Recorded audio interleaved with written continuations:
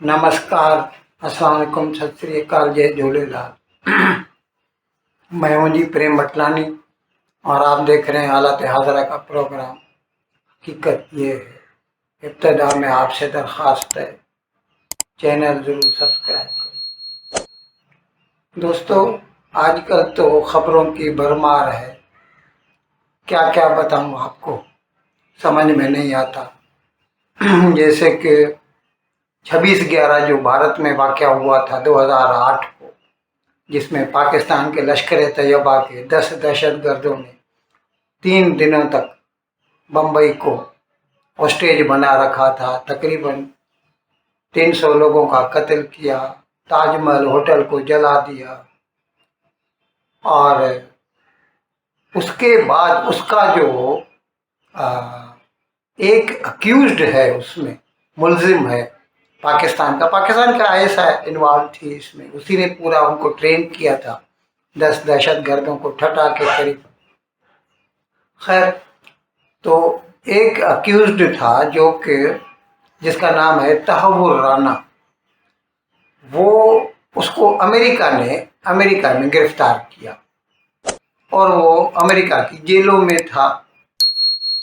अब भारत ने, क्योंकि भारत का अमेरिका के साथ एक्स्ट्राडाइशन ट्रीटी है, तो भारत ने उन्हें दरख्वास्त की थी, आप ये बंदा हमें दीजिए, क्योंकि ये मुलजिम है इस केस का 26/11 का, तो इसके ऊपर हम केस चलाएं। तो वो अभी भारत आ चुका है, अभी उसके ऊपर केस चलेगा। खैर, इसी तरह जैसे आजकल पूरी दुनिया में ट्रंप के जो टैरिफ है, ड्यूटी स्ट्रक्चर है, उसकी वजह से पूरी दुनिया की जो इकोनॉमी है ना, उसमें उथल पुथल है और हकीकत में तो सबका नुकसान होगा, ये बात तो हर आदमी समझता है। लेकिन क्या कर सकते हैं, दुनिया की सबसे बड़ी मईशत अमेरिका, उसका का सदर जो है, अगर इस किस्म के काम करता है तो हम क्या कर सकते हैं। भारत ज़्यादा से ज़्यादा उसे दरख्वास्त कर सकता है, कर रहा है कि आइए मिल बैठें, जैसा आप चाहें उस हिसाब से आपस में कुछ न कुछ बिजनेस ट्रेड एग्रीमेंट कर दें, हम बायलैटरल ट्रेड एग्रीमेंट हो जाए आपस में। लेकिन कुछ ममालिक ऐसे हैं, जैसे चीन है, उसको, वो दुनिया की दूसरी बड़ी इकोनॉमी है, उसको अपने ऊपर फख्र है, गुरूर है। शी जिनपिंग तो क्या है, वो पब्लिक ने तो उसे मुंतखब किया नहीं है, वो तो अपने आप को जार समझता है, चीन का बादशाह समझता है। उसने तो कह दिया कि तुम हमारे ऊपर ड्यूटी लगाओगे, हम तुम्हारे ऊपर ड्यूटी लगाते हैं। अब ये तू मैमे में ट्रंप ने कह दिया है कि अगर ऐसी बात है तो हम चीन के ऊपर 125% ड्यूटी लगाते हैं, 125%। लेकिन जो ममालिक अमेरिका के साथ बातचीत करना चाहते हैं, बैठकर इस मसले का हल ढूंढना चाहते हैं, जिसमें एक भारत भी है, उनके लिए 90 डेज की एक फैसिलिटी फराहम की है अमेरिका ने, कि ठीक है, 90 दिनों के अंदर अंदर आप हमसे बातचीत करके कुछ न कुछ मुआहदा कर लीजिए।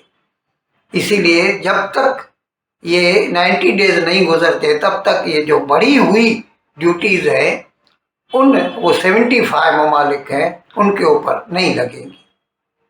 अच्छा, अभी आज की जो मेन खबर है वो बताता हूँ आपको। वो ये है कि बांग्लादेश, जब तक शेख हसीना की सरकार थी, तो भारत उसे अपना दोस्त समझता था और दोस्त समझकर उसे हर किस्म की सहूलियत फराहम करता था।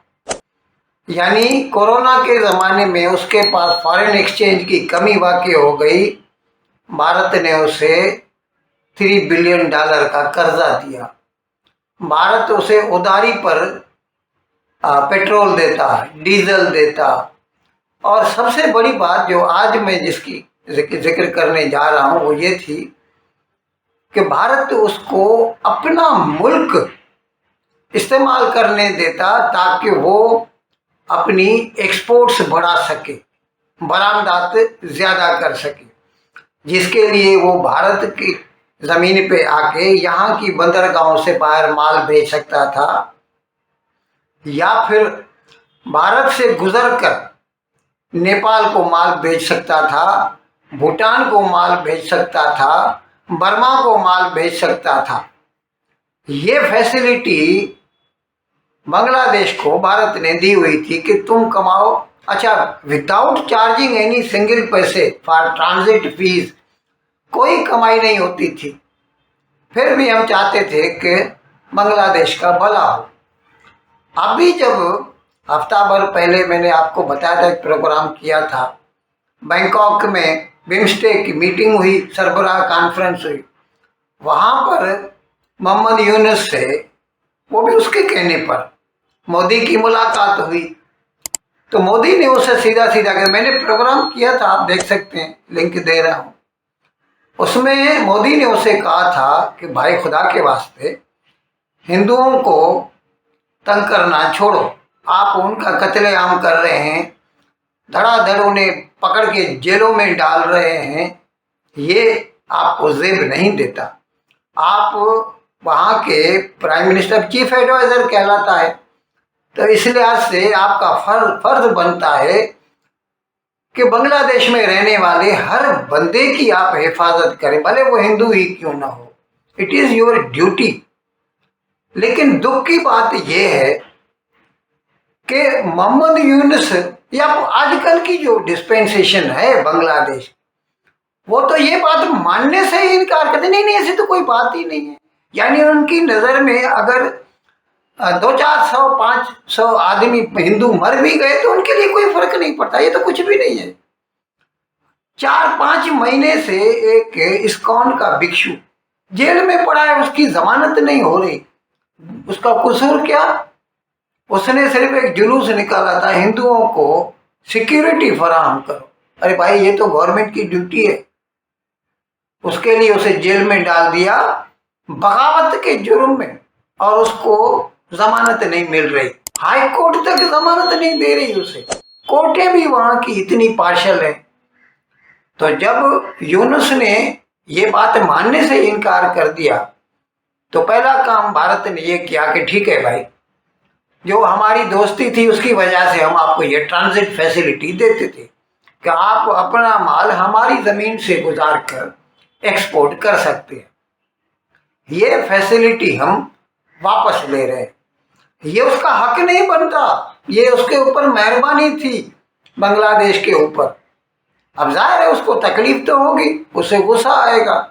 मैं आपको बता दूं, बांग्लादेश की जो एक्सपोर्ट्स है ना, 84% रेडीमेड गारमेंट का एक्सपोर्ट है, और उसमें भारत उसकी बहुत मदद करता था।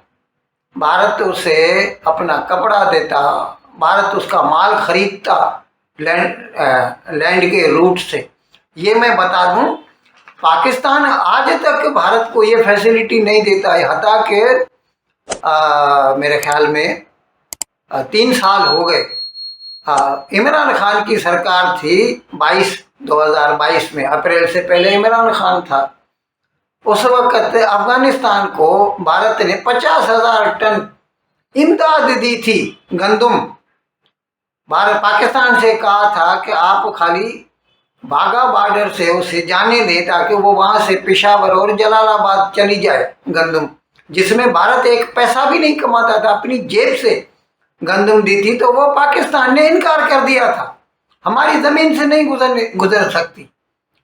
तो ठीक है, हर आज़ाद मुल्क जो है वो अपनी पॉलिसी तो खुद बनाता है।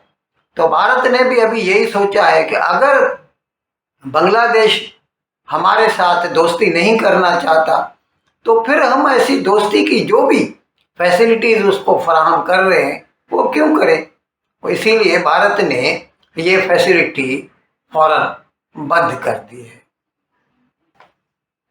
इन अल्फाज के साथ आज का प्रोग्राम ख़त्म करने की आपसे इजाज़त चाहता हूँ, लेकिन विदाई लेने से पहले एक मरतबा फिर आपसे मेरी दरख्वास्त है कि जिस किसी साहब या साहबा ने अब तक हमारे इस चैनल को सब्सक्राइब नहीं किया, फ़ज़ल-ए-करम इसको जल्द से जल्द सब्सक्राइब करें, प्रोग्राम को लाइक करें, शेयर करें और घंटी का बटन दबाना न भूलें। बहुत बहुत शुक्रिया।